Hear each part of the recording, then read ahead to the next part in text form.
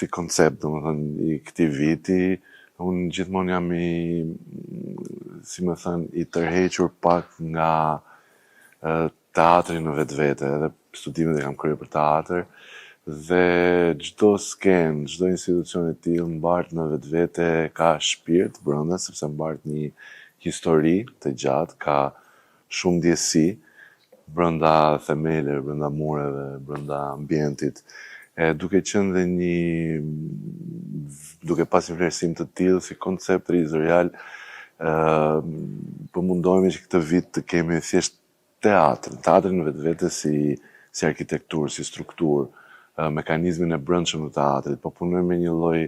koncepti për të ndriçuar këtë skenografi në vetvete që është teatri Migjeni, edhe brenda skenës duke zhveshur nga konceptet dhe skenografitë e tepërta dhe duke ndriçuar nëpërmjet teknologjisë moderne, nëpërmjet ndriçimit sotëm, duke ndriçuar këtë arkitekturë në vetvete që mbart shumë histori dhe shpirt dhe ndjesi.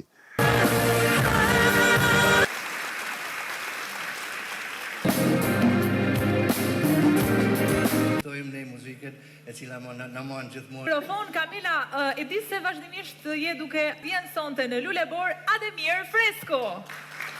E shfrytëzoj dhe them gjithmonë po, sepse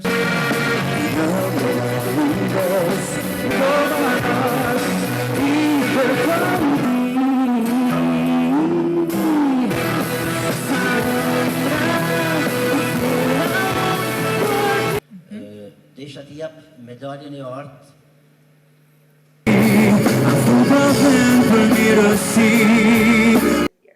Kam kënaqësi të madhe që rikthehem në festivalin Lulebor për herë të dytë si prezantuese, vi për herë të parë si skenarist. Është një detyrë shumë e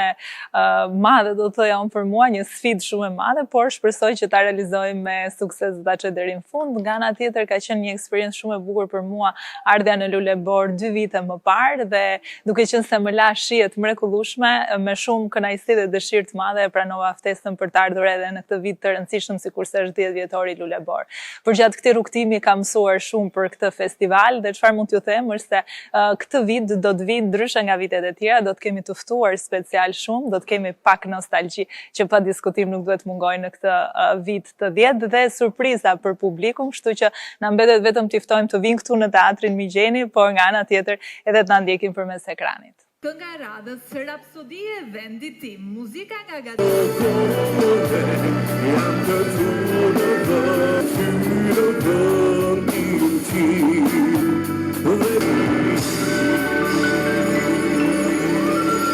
Dhe kjo është tendenca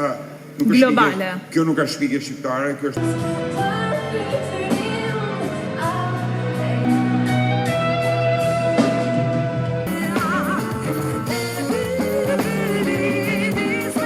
Arsel Muça dhe Ea Zoga, lotin buz fiton